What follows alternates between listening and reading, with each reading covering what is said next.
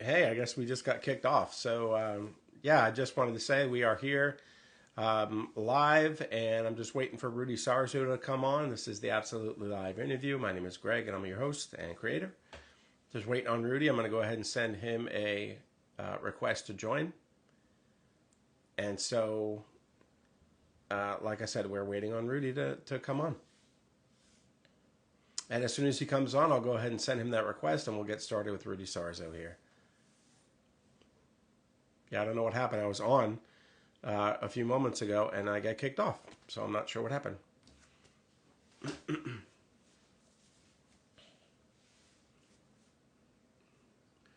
So like I said, we're just going to wait for Rudy Sarzo to come on, and once he gets on, we will start the interview with him.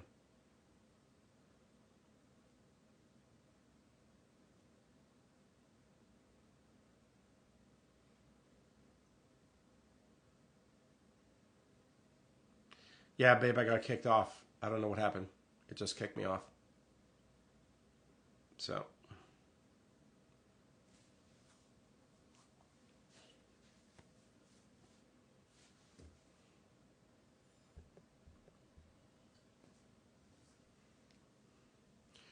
so for those of you that don't, yeah, for those of you who don't know who Rudy Sarzo is, this is a man that played for Ozzy Osbourne on bass guitar. He played with the legendary Randy Rhoads. He also has played for Quiet Riot. He's also played for Whitesnake. He played with Ronnie James Dio. This is a guy that is just a world-renowned bass player, and he's pretty amazing. I've heard he's a very nice guy. I'm excited to talk with him, and we'll just wait for him to come on, okay? Yeah, this should be a really good interview. It should be fun.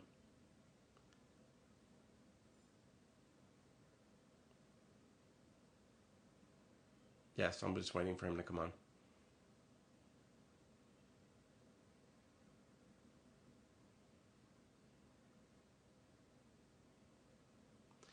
I got kicked off of the interview before, or my connection, so hopefully that doesn't happen again.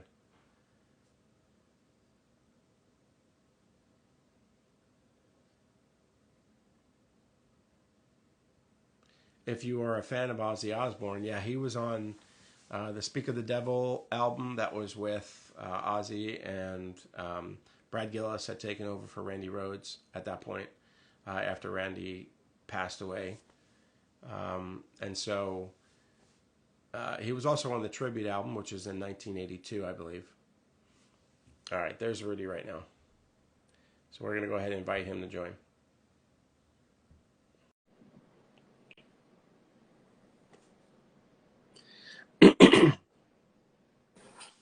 Hey, Rudy.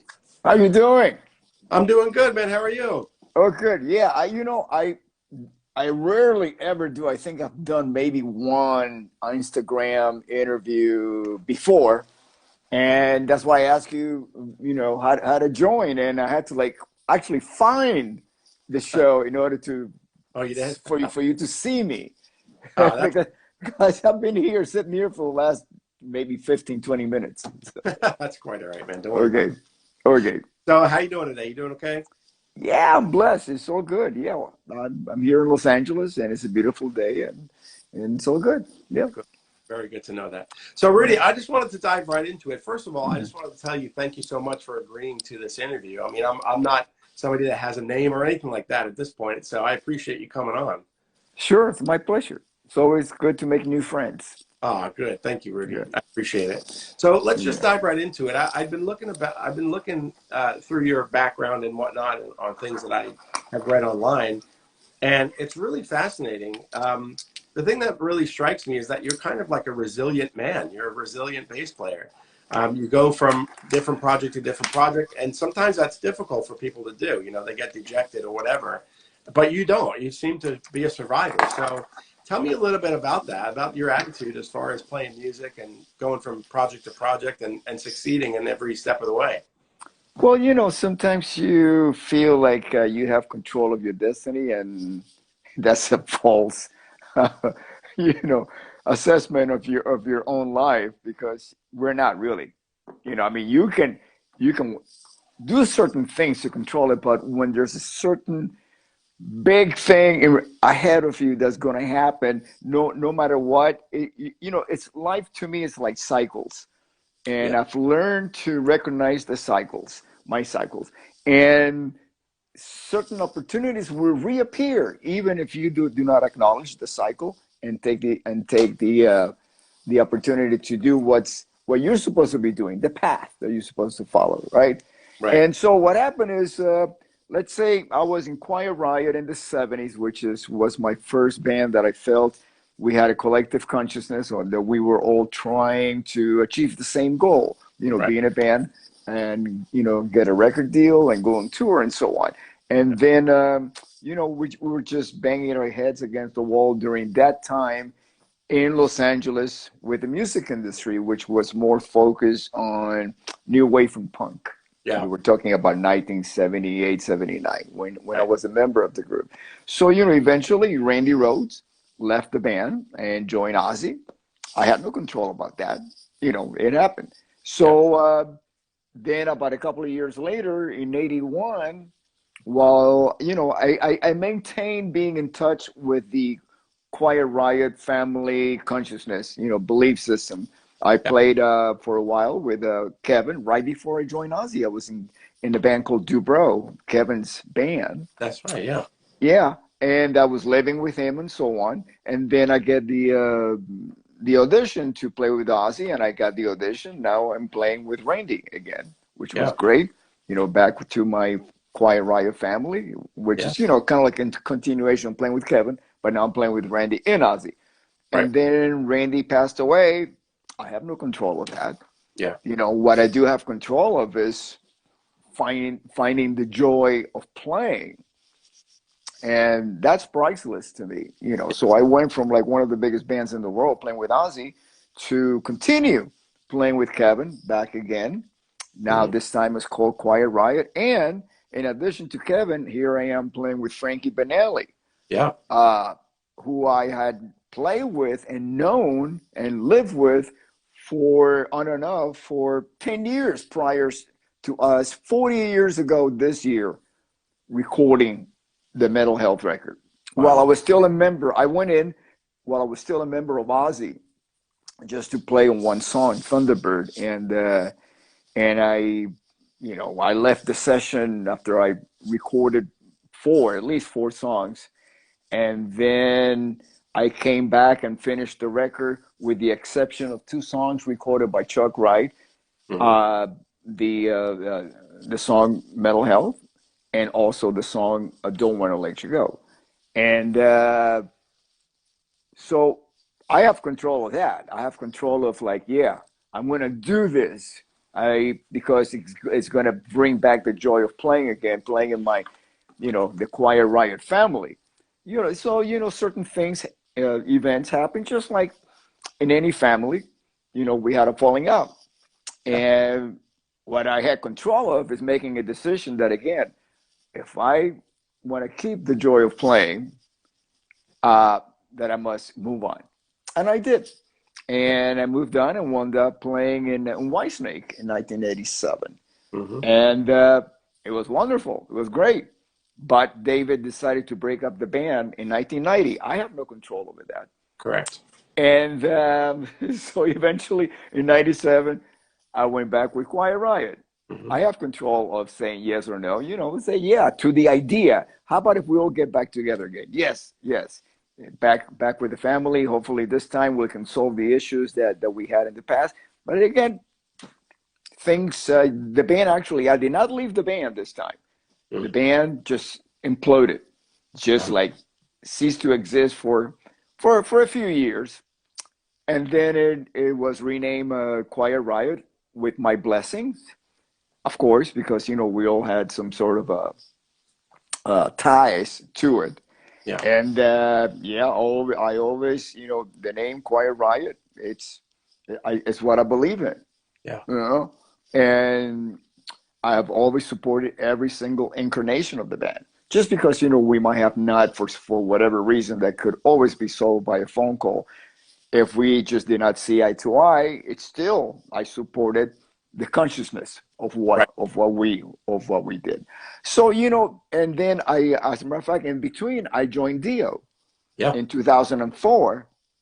Ronnie passed away in 2010. I was his last bass player in the band Dio. I have no control over that. So Yeah. a lot of the things in my life, I move on from one situation to the other because it comes to an end. The situation does. So I find myself at a crossroads that I must put my focus on something else that would bring me back the joy of playing. Because I gotta tell you, with playing with Ozzy while Randy was there, playing with Quiet Riot, musically, consciousness, always a joy to celebrate the music. And playing with Whitesnake, that was a joy. And playing with Dio, absolutely, you know. Yeah. Absolutely. Yeah. It's just amazing. I mean, project to project, you're keeping the same attitude. You're keeping that positive attitude of, like you're saying, there's things that you just can't control in life. I was Yeah. told that by a psychologist years and years ago when I was a kid. I went in, I told him about how my parents were not getting along at the time. My girlfriend, I wasn't sure about my girlfriend. I wasn't sure about school, whatever. He said, listen, you have to pay attention to the stuff that you can control. Can you control Yeah. your parents' relationship? No. Can you Hmm. control school? Yes. Can you control the girlfriend thing? No. Just pay attention to that. So I totally Yeah. relate to that, Yeah. Yeah. without a doubt. Yeah. Yeah. Now let me ask you this: when you get the call to join Ozzy's band, or to go ahead and try out for Ozzy's band, I just want to jump back there. Like, well, how were you feeling? Going from Quiet Riot. I'm not sure. I think Randy left Quiet Riot because you guys weren't really. It wasn't really hitting here in the States. Is that Yeah, correct? that's what I just mentioned Yeah. in the previous my Segment. previous segment. Yeah, it's really interesting because I have never ever been prior to playing in Ozzy in somebody else's band, meaning that it was Ozzy Osbourne. Yeah. Even though it kind of started as the Blizzard of Oz and then it became Ozzy Osbourne, the Blizzard of Oz, but eventually wound up being Ozzy Osbourne, and he was going on that path at that moment. And I had never ever been in somebody else's band because again, that's a whole different set of dynamics. Yeah.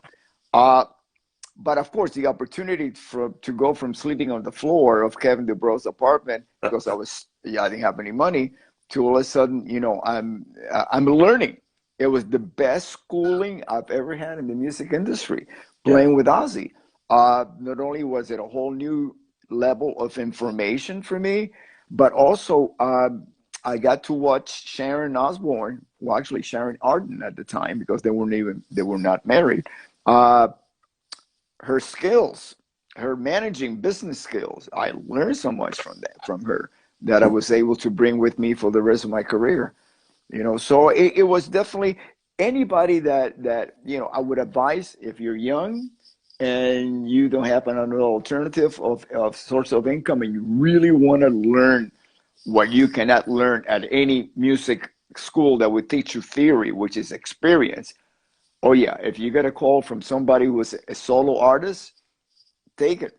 Take it and learn as much as you can. Get yourself financially situated, and later on fulfill your dreams. But that's really going to help you immensely. Yeah, for sure. When you decided that you wanted to leave Ozzy's band, I mean, I know Randy had passed, and you had the other guitar player come on. What kind of made you leave the band after Randy passed away? I mean, was it just because you just felt uncomfortable looking over there and he wasn't over there? I mean, Brad was there, but what kind of situation were you in at that point that made you decide you wanted to go? Uh, I yeah, well, if I mentioned that I lost the joy of playing, it's obviously because Randy Rhoads was not there anymore. Yeah, I have lost my family member from the Quiet Riot consciousness. yeah, Because uh, things were different back then. 40 years ago, even 41 years ago, it's there was a certain we as individual, at least I was less worldly, meaning I understood less, what it's like to be a global human being. Human being, like, my identity back then was, okay, I was born in Cuba, and then I came from Cuba. Yeah. I was almost 11 years old, and I had to adapt to the whole social cultural system of the United States and the language. But I had not really, outside of Cuba and maybe a little visit to Canada for one day. I had never really been outside the country, for decades. So once I started traveling around the world with Ozzy, and then later on with the other bands, I started understanding the similarities as human beings that we all have. We're more similar than not. And now, you have today's generation, the youth can actually communicate with people from different countries and understands how much we have in common. Back then I didn't. Yeah. So my commonality in the band, my family, I would say, was Randy, because if you look at my upbringing, which was basically born in the Caribbean and then raised mostly in Florida. I did spend some time in New Jersey, but we returned to Florida. And then Randy, raised in Burbank, California, is very similar environments. Everything was a little bit sunny and light and fun filled and so on. That's how we were raised. Of course, we had our challenges, but as long as the climate of where we live was very mild, very few challenges. Whereas if you look at somebody like Ozzy Osbourne, Mm. as a child, he was raised in the rubble of the Blitzkrieg. Yeah. I took a while for England to recover from World War II, and Ozzy was born just a few years after the war ended, and in an industrial area such as Birmingham, England. Yeah. So, I mean, if you take a look at Black Sabbath's music and most of the bands that came out of Birmingham, England, it's pretty dark, it's pretty heavy, it's pretty bleak, it's pretty much industrial music, Yeah. heavy metal, industrial music, because that's where they grew up. So my my belief system was a little bit different than Ozzy, who was brought up in a very dark place. Do you still have any sort of relationship with Ozzy at this point? Well, I mean, yeah, relationship, like, we see each other, which is this less and less frequent nowadays. Uh, just hug, say hello, and carry on, just like I would with any other bandmate. Except that we have a very unique, singular experience that it's a bond that we all share, which is Randy's loss. Yeah. And that is something that to us is very private, and we just basically don't even talk about it. Mm. We don't have to. Yeah. We don't even, yeah, we don't have to talk about it, when we're together. We never go there. Yeah. We just feel it. Of course. Mhm. 40 years has passed since that happened, and the other day you wrote a very poignant message there on Instagram, or here on Instagram, and I just thought it was really beautiful that you did that. I thought it was really nice. Yeah, it's a day of reflection. I mean, I always think about Randy. I mean, I can't escape it. I'm sure. And not that I'm running away from it, but it's part of my life. Absolutely. And the music and the memories, and I have artifacts and mementos of his, with me, and yeah, it's part of who I am. It's part of all of us who were part in that family at that time, that moment. Absolutely. You were just recently saying that you were joining Quiet Riot again. You were coming back to the family, or coming back to your roots back home. What can you tell me a little bit about this situation? Like, when are you guys going to start to tour, like, for real, and all that kind of stuff? Well, I mean, every show it's for real. So Well, what I mean is like a actual, like a multi-city yeah. tour, Oh and yeah. Oh yeah. Yeah. Yeah. We've done about maybe 6 shows yeah. since I've been back, and all the dates, we have a lot of dates booked already. Over 50. That's phenomenal. and they're coming in every day with more dates. It's all on the Quiet Riot Band uh, website and Instagram. Quiet Riot, official Quiet Riot, and all that. Yeah, So if anybody was really interested, and I do post and reshare when things get added and we got new dates and so on. So absolutely. yeah. You wrote this book Off the Rails. How was the reception to your book Off the Rails when you wrote it? How was the reception? You know what? I never really think about the reception, even though it has a really high rating on Amazon, which is the only place available except for if you want an autograph, you can get it at ChromaCast Hmm. website, Chroma, CHROMACAST.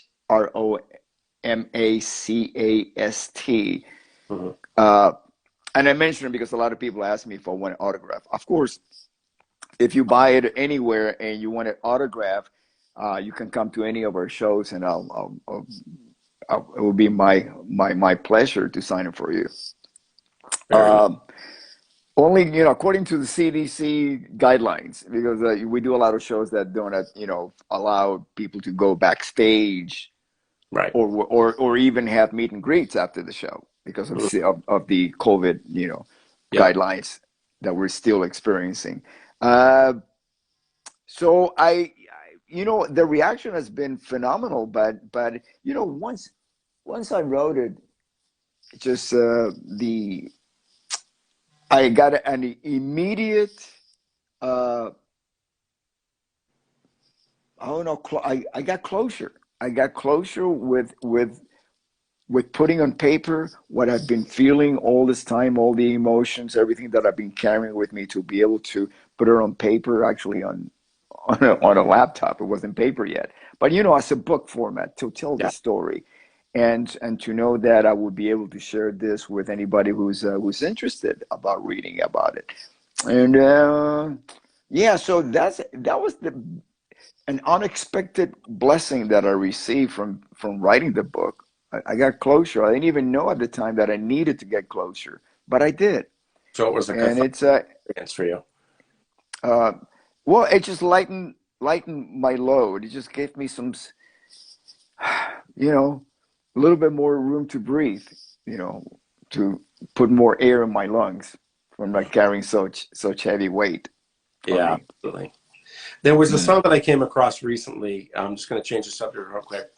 mm, Called "We Wish You a Metal." Well, just the album "We Wish You a Metal Christmas," and on it mm, there's a song where you played with Dio and Tony Iommi, and it was called "God Rest You Merry Gentlemen." And mm. the other day I started listening to that song, and it's phenomenal. I don't know. I don't know if you've heard it. I mean, I remember you. I'm sure you remember playing it, but um, it's now one of my favorite Christmas songs. So thank you for that, Ray. Yeah, I have heard You have heard it. really phenomenal. And, yeah, it is. I mean, I love Christmas, and you know, and I love Christmas, and that was the only time I've ever been invited to participate in a Christmas album. And there is a lot of credit has to be given to the producer who's no longer with us, Bob Kulick. He's Bruce Kulick's brother. Yeah. He would produce all these interesting little records. He will come up with all these ideas of doing things, and I played on a few of them. One of them is butchering the Beatles, which is Oh, a uh, a take on the album cover where they were dressed like butchers and have like oh, dolls and baby. stuff like Yeah, that, yeah. and that became a band That's right. record cover back in the '60s. So this is kind of like it's a take on that, but it's like a bunch of us rockers uh, playing Beatles songs, and he came up with it. And he would pick who would be in the band and put all these little bands together, and it was just phenomenal stuff. I got to do "Lucy in the Sky with Diamond," and to me to play on that was such an honor because every Beatle record bass line, Paul McCartney's bass line, they're a music lesson, So to dive in and dig into it and go like, wow, this is just genius, pure genius. And so yeah, so Bob Kulick is the producer on that. He put it together and he made the arrangement, and it was so glorious to play with not only with Ronnie, who I was in the band at the time with, and Dio. I was a member from 2004 until he passed away. And but Iommi, which I mean, who's not a fan of Tony Iommi's playing I know, and right? compositions? Yeah. He's amazing. Speaking of guitar players, other than Iommi, I mean, you played in Whitesnake with Steve Vai. I mean, just a complete genius, guitar yourself. Yeah. What was that like playing with Steve? Oh, it was amazing, amazing. I mean, I play with some great guitar players. I play Oh with yeah, Steve. I play with Tony Randy, right? McAlpine, which is one of my favorite guitar players in the world. Oh, he's Musician. He's also a classically trained pianist. You know, wow. and it's of course Randy and Carlos Calvaso, great guitar player. I play with Vivian Campbell and Adrian Vandenberg. Wearing the Martini in one of the legs of in the 90s of the Whitesnake tour, 1994. Let's see who I play. Well, I toured with Ingve right It's a before I who's who, joined man. Dio. Yeah, he's a pretty good guitar player. He's a bad. Yeah. Yeah, he was amazing every night. I mean, it was like I love going on stage uh, with not knowing exactly what was going to happen because he's very spontaneous in his Uh-huh. playing, you know. I'm sure. And I just love that. And let's see, what was I play with? Ooh, oh yeah, Doug Aldrich and Craig Goldie and Yeah. Dio and so on. You know, so yeah, I've really been blessed to play with some outstanding musicians. You know, because it's everybody. I like to go on stage with people that would like challenge me musically because to me that's beautiful, you know, to bring the best out of me, Yeah. you know. Like, for instance, maybe Tommy Aldridge, for instance. Absolutely. I Phenomenal. mean, yeah. You can't take a nap while you're playing with Tommy. You have to be on top of things. Yeah. No No, no, doubt. he's Frankie. wonderful. And and Frankie Banali, I Uh, played with Simon Wright, who yeah. was the second drummer in AC/DC, and of course Dio drummer. Oh, yeah. Um, I did a tour with Danny Carmassi. Who else have I played with?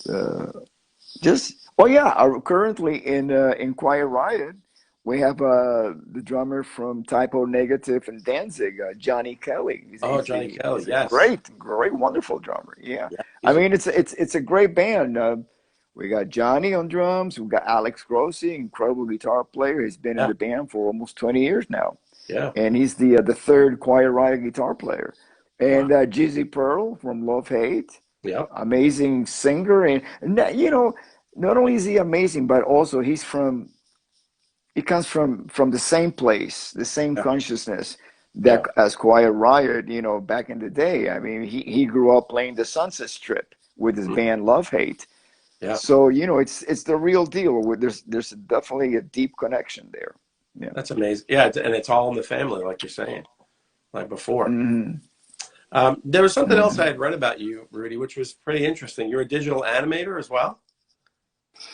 Oh, I used to be.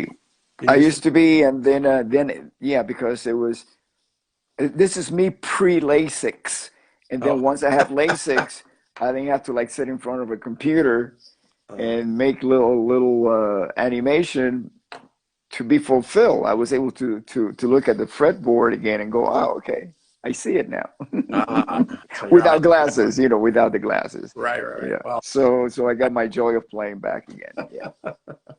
Mhm. so let me ask you this: the Mental Health release for Quiet Mhm. Riot, when that album was released, did you guys know that it would be as big as it was? I mean, did you have a Uh, feeling? Absolutely. Yeah, Are I'm you sure. kidding? I'm Are sure. you kidding? No, I mean, you know, when you go around town and you're trying to get management and you're trying to, get attention, take care of business. We have this record coming out in March and we don't have a team. We don't have a business team here. We have management and the agency because, what things have to fall into place. All we know is we got a record that's coming out. And if Yeah. we don't get this done quickly, we're going to be screwed, you know. And so we had to like convince people, that metal was not dead. Like the we our manager became our previous Quiet Riot Randy Rhoads era manager because we knew him and we trusted him. but we had to talk him into it. We really did. It was like he was not convinced that. See, what was different with me was that I had already been on tour with Ozzy.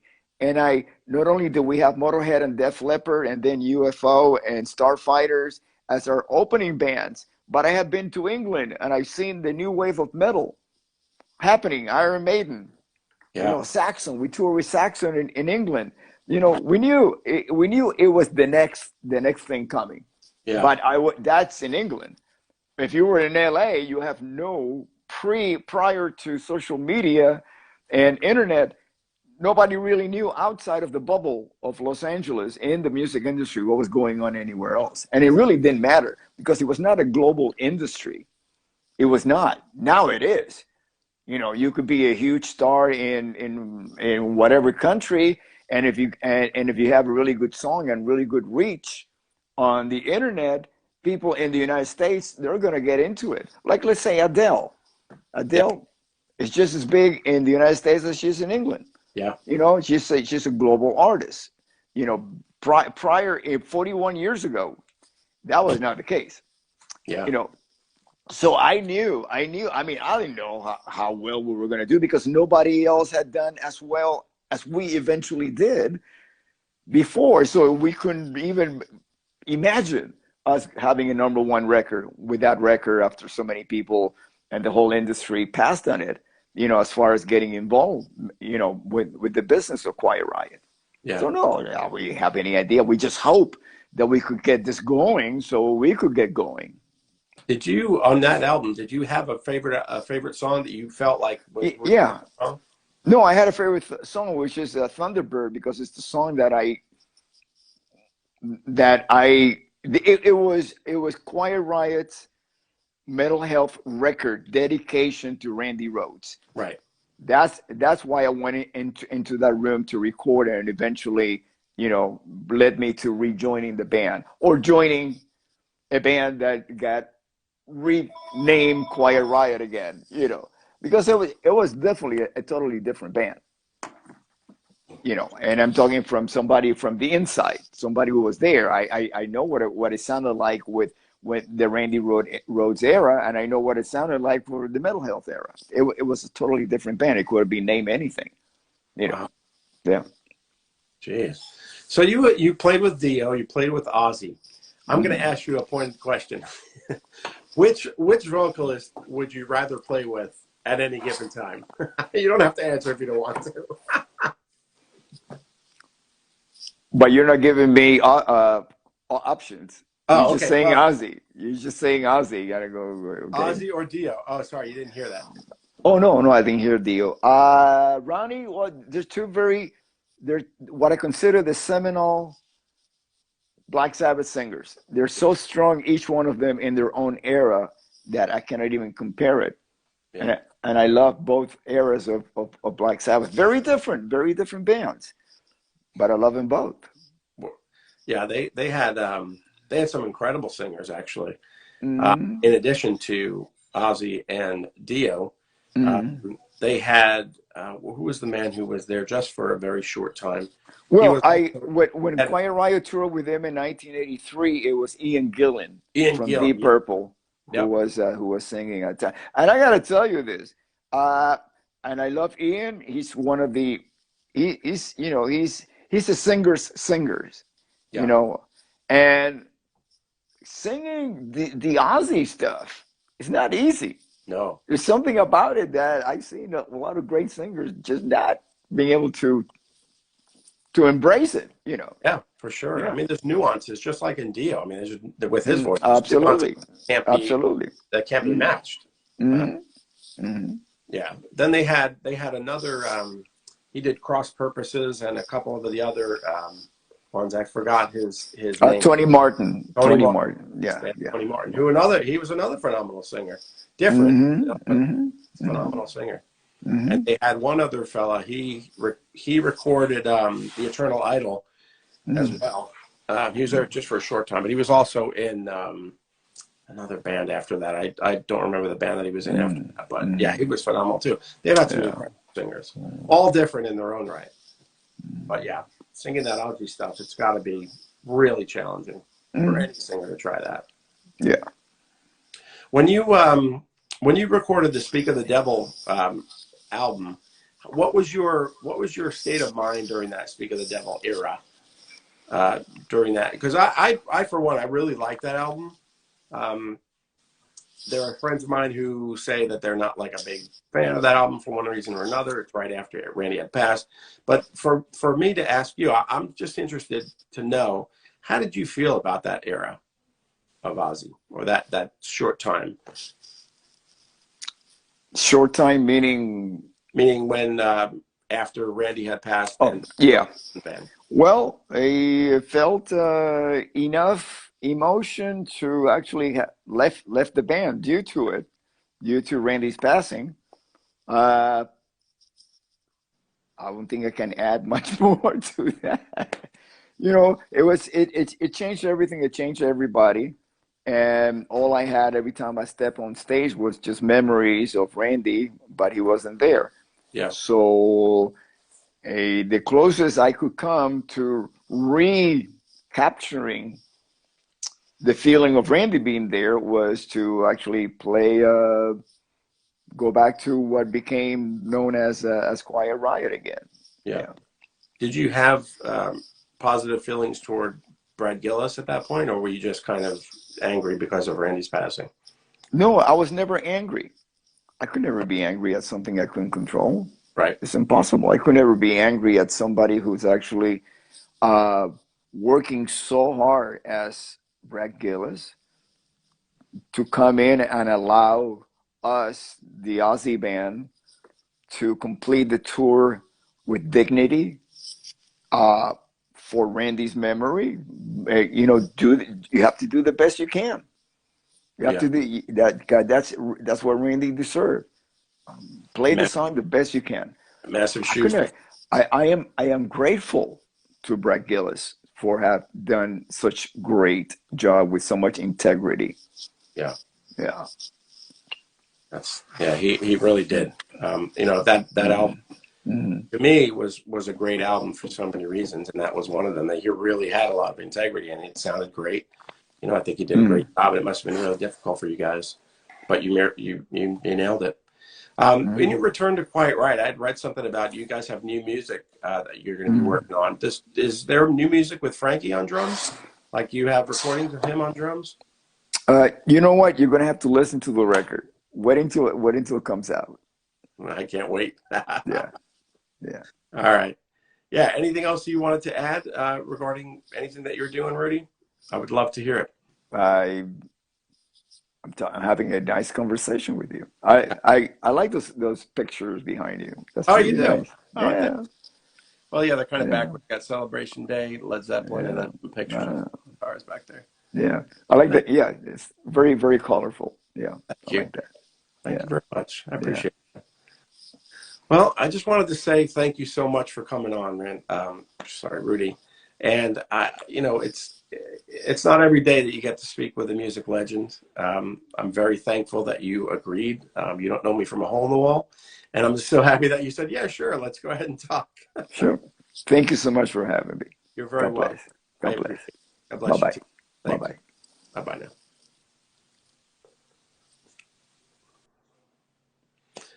There you go, Rudy Sarzo, a gentleman, a real gentleman, a nice man. He answered all my questions. He just was amazing. So thank you guys for hanging out with us. We're going to end a little bit early today, but I really appreciate you watching the Absolutely Live interview. Next week, I have Max Aceta. He is with an incredible band called Tasty Vibrations. Please tune in next week. You're going to love him. He's a good guy, and his band's on tour right now, so he'll be coming to me from tour. Again, this is Greg. I'm the creator and the host here at the Absolute Live interview. Thank you very much for tuning in, and I will see you on Sunday. Thank you so much.